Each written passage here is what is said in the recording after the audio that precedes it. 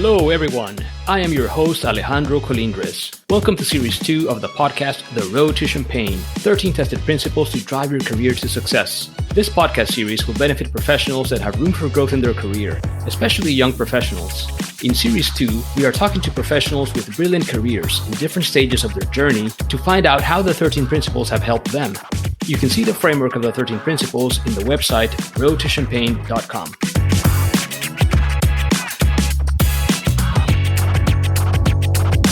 Welcome back, everyone. I hope you're having a fun summer. Many times, many of us fall into the trap of believing someone else will do the driving for us when it comes to our career. That boss you had that conversation with about your goals months ago, and your HR partner and your mentor, they should drive you around, right? Wrong. I know driverless technologies and autonomous cars are hitting the road, and that is very cool. Imagine commuting to work while working on your latest presentation or catching up on your Facebook feeds. Sounds cool, but when it comes to your career journey, do not let anyone near that steering wheel. Speaking about autonomous cars, my next guest knows a thing or two about them, and she also knows a lot about being in charge of her career. I know you will enjoy listening to her, so let's get to it. I am very excited to be joined by Megan Prichard. Megan is the global head of autonomous ridesharing at Ford Motor Company, based in LA. She has held multiple leading roles in the transportation and mobility industry, including at Uber Air, Uber Ridesharing, Jump Scooters, and Skyryse, an on-demand helicopter startup. She was a management consultant at McKinsey in Sao Paulo, Brazil, where we met about 10 years ago. She also enjoyed an entrepreneurial stage when she launched a startup. Megan studied economics at Yale University and obtained a law degree at the University of Southern California. When not busy testing new driverless technologies at work, she loves to surf. How cool is that? Megan, I'm happy to welcome you to the Road to Champagne podcast. How are you? I am doing well. I'm very excited to be here, Alejandro. It's very good to catch up with you. I know, it's been a while, but I know. I'm happy to see you after a long time. So Megan, you did not find your passion for the auto industry right after graduating college. That happened later. And many young professionals out there are worried because they still haven't found their passion. So I think this is going to be an interesting story. Tell us a little bit about your career. Where did it start? How did it evolve? And what are you up to now? Absolutely. So, it's funny because looking backwards, my passion for mobility was always there. I was one of those kids who, would go into her mom's purse and steal the car keys and take the car and, cruise it around the block when I was barely able to reach the pedals. When I turned 16, was just rip-roaring to get a driver's license and get on the road. So I think my passion for mobility had always been there. But, it's true. I never thought at all about working in the automotive industry. It really wasn't until I was a consultant at McKinsey that I really started taking note of transportation. At the time, I was doing projects all over the world. And so one of the biggest pain points for me as a traveler who was traveling all the time for work was getting rides to and from the airport, actually. I remember this one time I showed up, I'd been asked to go to Hong Kong last minute. I showed up in Hong Kong at 4 a.m. I couldn't get any money out of the ATM because I had not told my bank I was going to be in Hong Kong. None of my credit cards worked. Oh, no. I had to beg a taxi driver to take me. The taxi driver barely spoke English. It's completely dark outside. And he took me to the hotel and I begged him to wait. And then just had the front desk, exchange some money for me. But it was terrifying. Oh, no. And so in the backdrop of that happening, of me, being in a different country almost every week at that point in my life, Uber had started to spread globally. And then all of a sudden there was this product that was so transformational for me personally. All of a sudden it was one app that was on my phone. I knew where I was and I could get a ride. It was easy. It always worked. And it was absolutely amazing.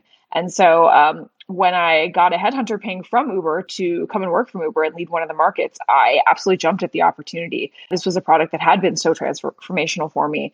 And so that was how I got my start at Uber. Awesome. Interesting. I originally started as the GM of Orange County. And so general managers at Uber oversee all aspects of a market, everything from the marketing to the drivers to marketplace health to interacting with local governments, et cetera. And I pretty quickly rose through the ranks there and ended up leading our West Coast hub out of Los Angeles and overseeing California, Nevada, Arizona, New Mexico, and Hawaii, which is lots of millions of trips per week. Yeah. Maybe not right now, but generally in life, and at the time was many millions of trips per week, and a pretty substantial team as well. So that was a great opportunity. And I then got asked to be our first scooters GM and help to launch our electric micromobility product. So then switched over to the scooter side of the house. And this was really a much more 0 to 1 experience for me. When I started the rideshare business, it was already huge. When the scooters business started, I remember when the first scooter came online in Santa Monica, Yeah. made the beeping noise and it was on. And so that was a very different experience. And with that, it was really more about figuring out how to do warehouse operations, rapidly hire people. We put up a team across multiple cities of over 350 people to be running those operations in a span of months. And so that was a very cool experience. The whole time I was doing that, I was commuting back and forth between Orange County and Los Angeles, which for anybody who's ever been in LA traffic, I can tell you it's a horrible commute. I actually had to keep a second house in LA at one point in time. And that really got me excited about this concept that I had been starting to float around Uber of urban air mobility, which is flying cars. It's not flying cars exactly like you would see it in the Jetsons, but it's basically like a shared electric vertical takeoff and landing vehicle. So became very interested in that concept, and then got asked by a startup to launch a multimodal on-demand helicopter network in Los Angeles. So briefly left Uber to launch that, which was amazing. That was everything from designing the product to running a helicopter operation.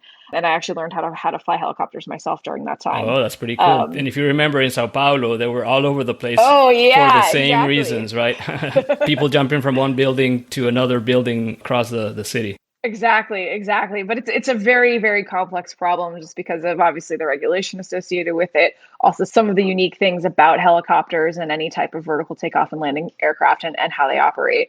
So that was very fun. And then I ultimately ended up back at Uber leading product launch operations for Uber Elevate, which I had been working with a bit when I was on the ride sharing team. Yeah. And so as Uber Elevate was bought by Joby, which is an amazing company who's actually soon to be public, I decided to make the transition to autonomous vehicles and was asked by Ford to join as the head of autonomous ridesharing. And so for the last 7 months, I've been a part of Ford Motor Company, helping to disrupt, a 100 and almost 20-year-old company, and really bring in the new wave of technology and make sure that it's being commercialized in a way that makes sense, scales quickly, and is good for communities.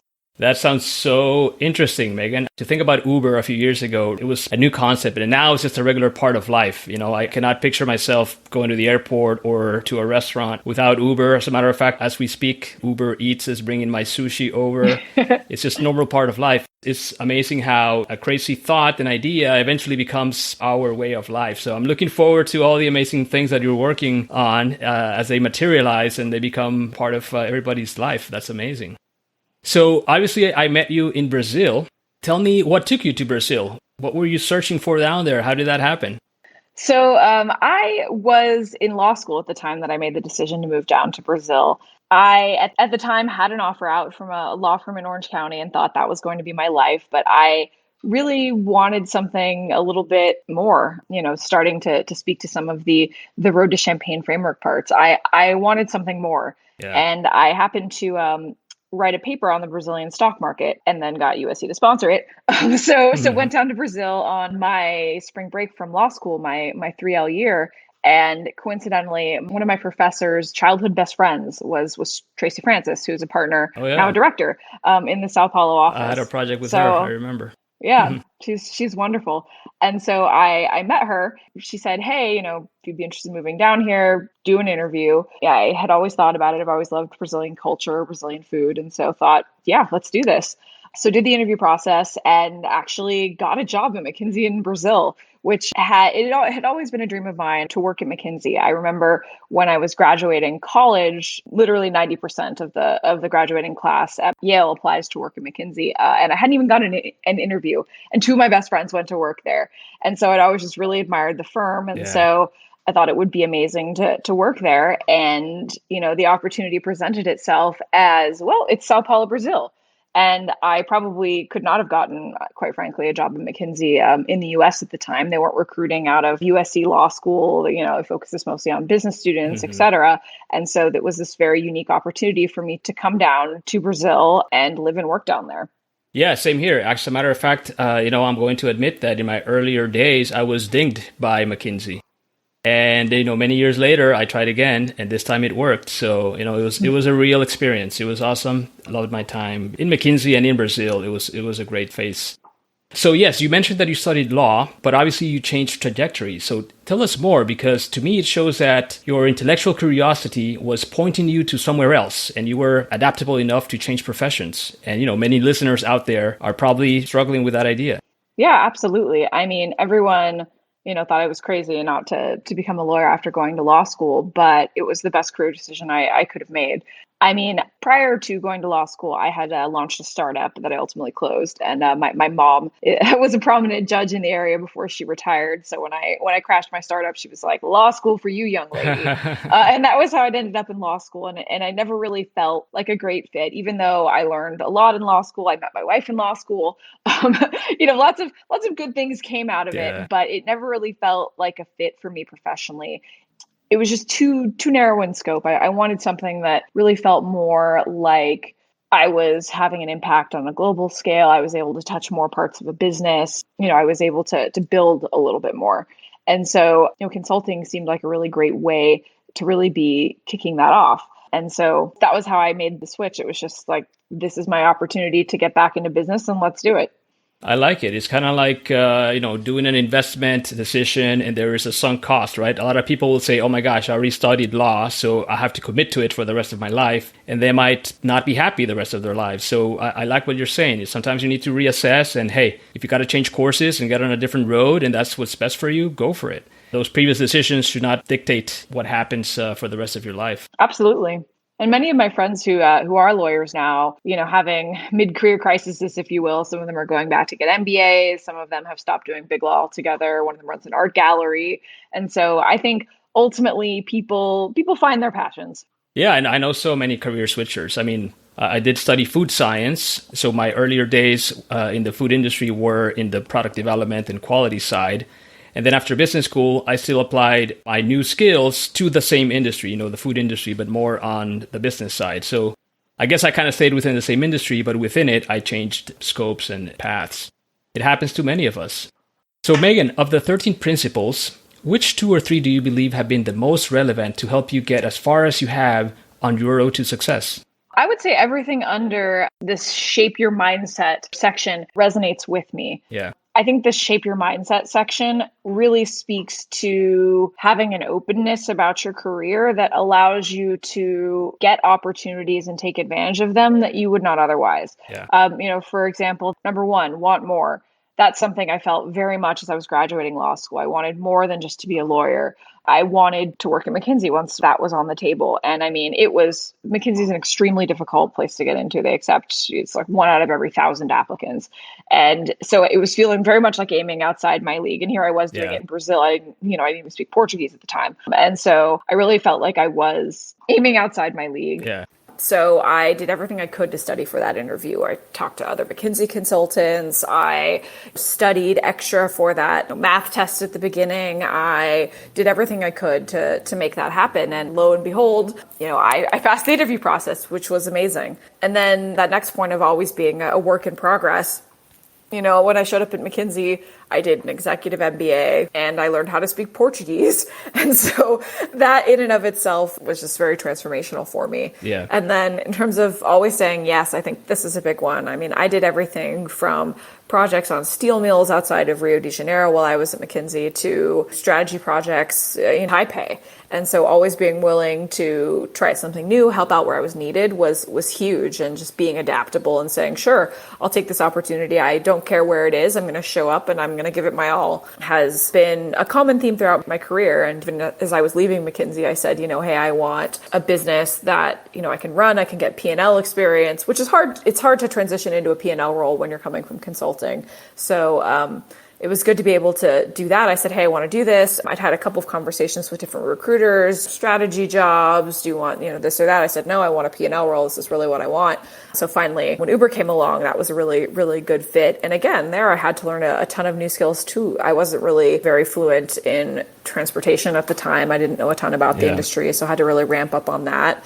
And, like I said, when I started working with that helicopter startup, I actually learned how to fly a helicopter myself in terms of always being a work in progress. Yeah, I love that answer because I think anybody can learn from it, Megan. I mean, we really need to always be transforming ourselves, sucking information like a sponge and not thinking that, okay, I already got my degree, I'm done, I'm just going to practice, I'm just going to work. You always have to keep transforming and evolving, which is exactly what you have been doing. And it's taking you to places that are amazing. And, God knows what's ahead of you. It's probably even more amazing. But yes, that is the right attitude and mindset and approach that we all need to have. Absolutely. Now, on the flip side, have you had any bumps in the road that slowed your progress in some way that you can think back and say, yeah, I was not as proficient as I needed in this one or two principles?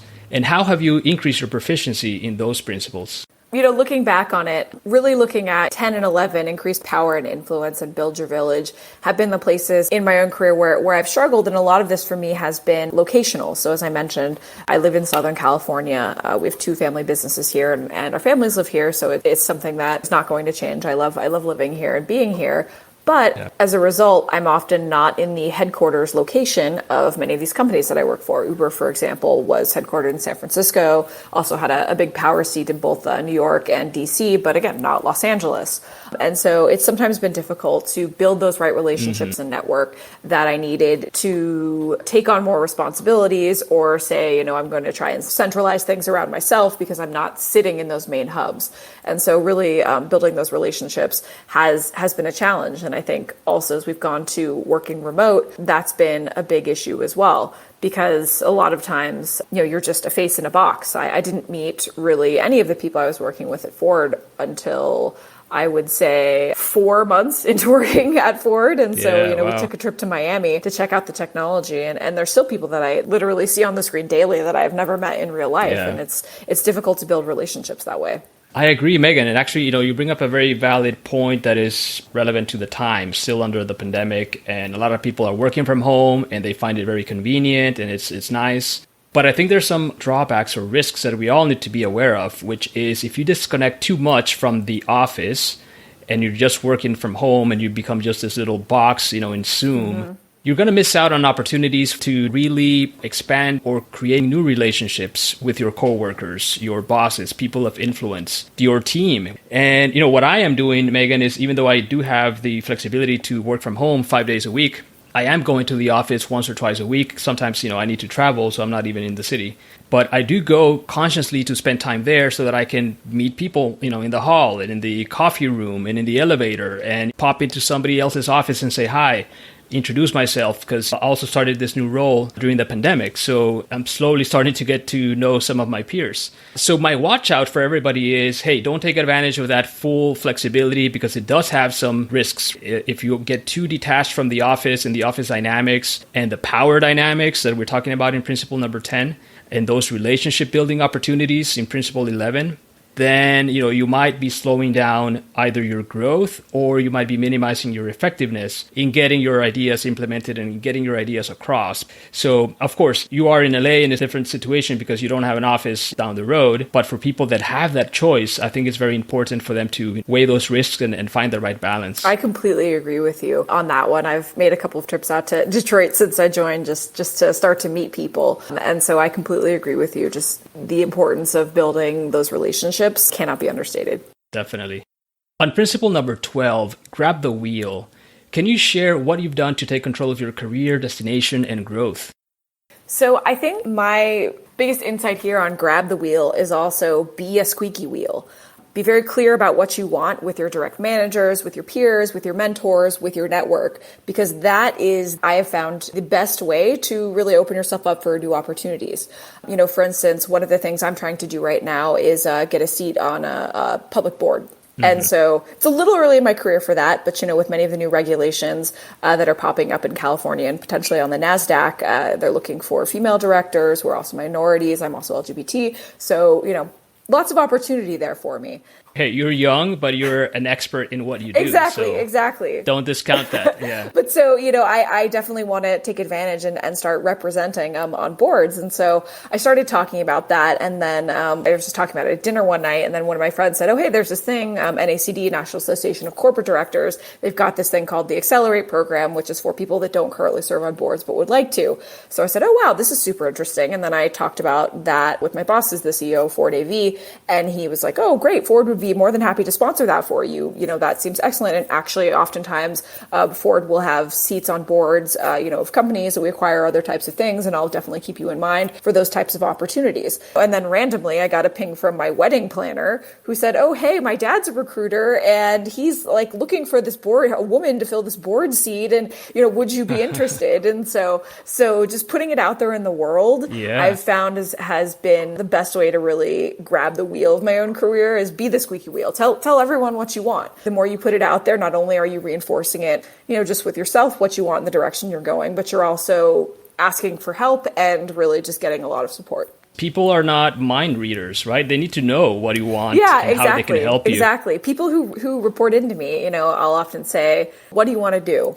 What do you want as your next move? And they'll tell me, oh, I don't know, maybe this, maybe that. I'm still thinking about it. And the advice that I give to them is, okay, you can still be thinking about it, but you need to pick one of those three things and just say it's what you want. It doesn't need to actually be what you do. That's completely fine if you end up doing something different, but pick that thing, say that thing to everyone, because if I don't know how I can help you, I won't help you. Exactly. Great advice. Megan, what has been the toughest challenge you overcame to get to where you are now?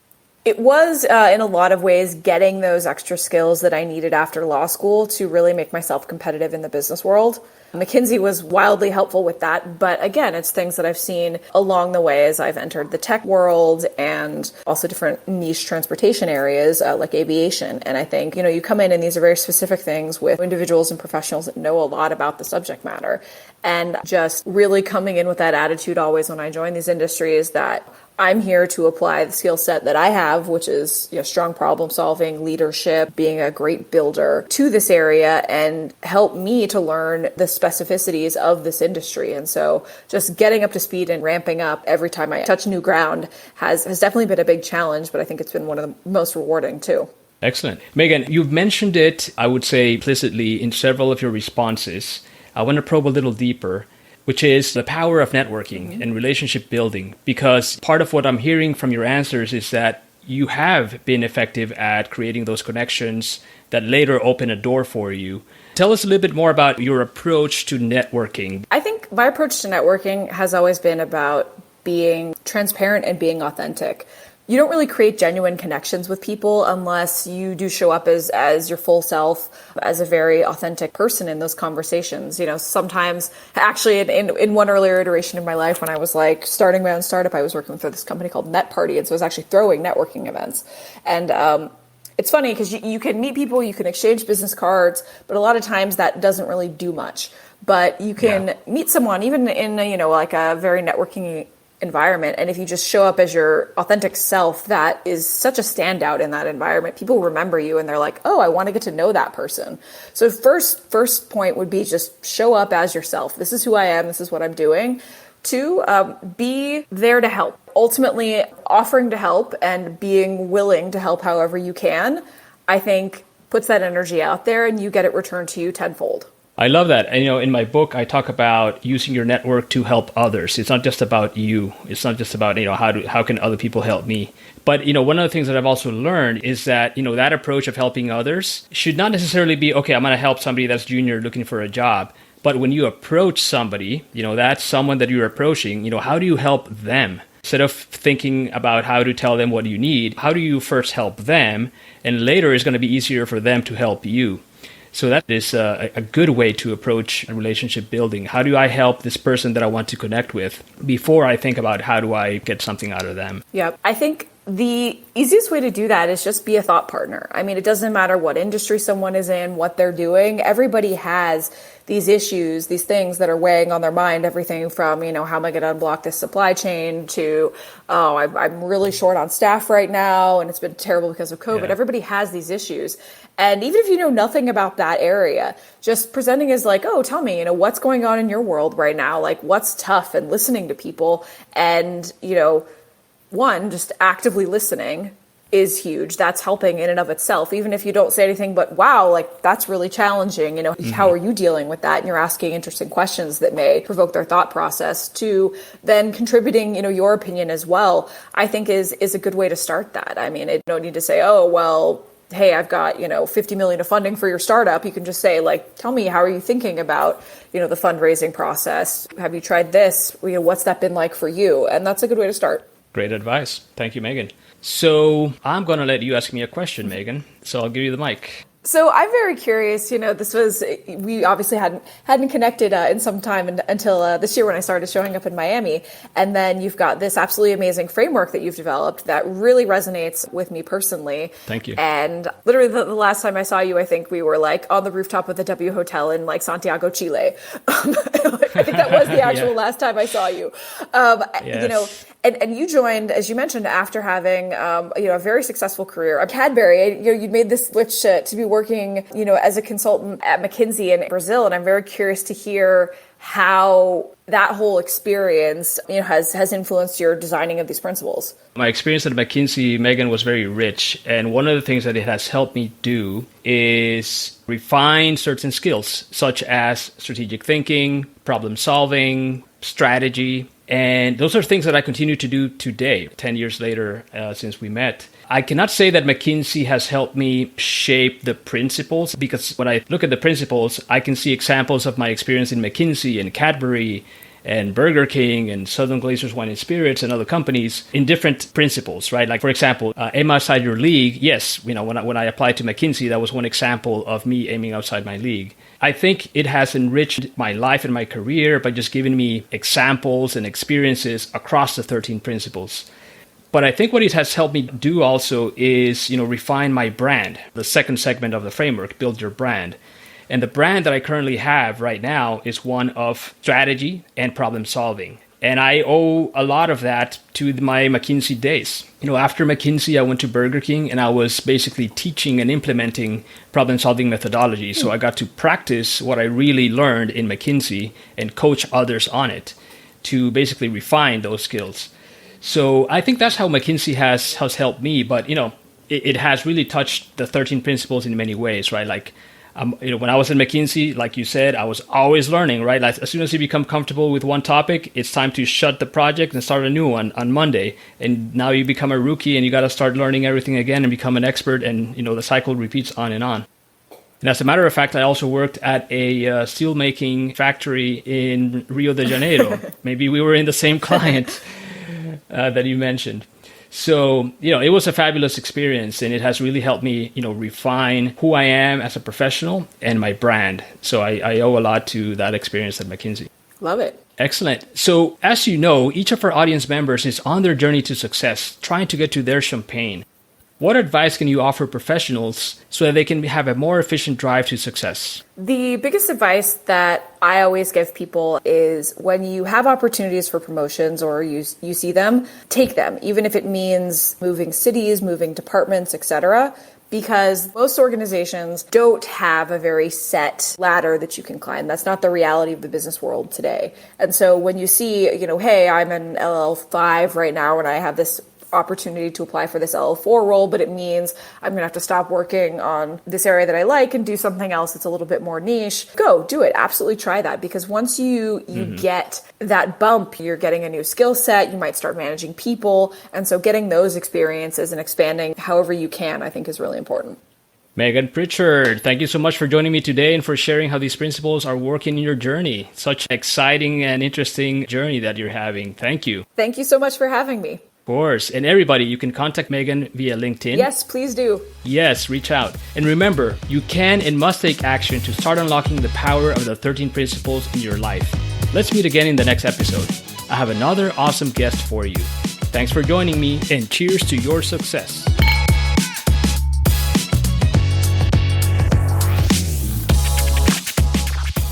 Hey, if you missed Series 1, I encourage you to listen to it. It explains the foundational principles we are discussing in Series 2.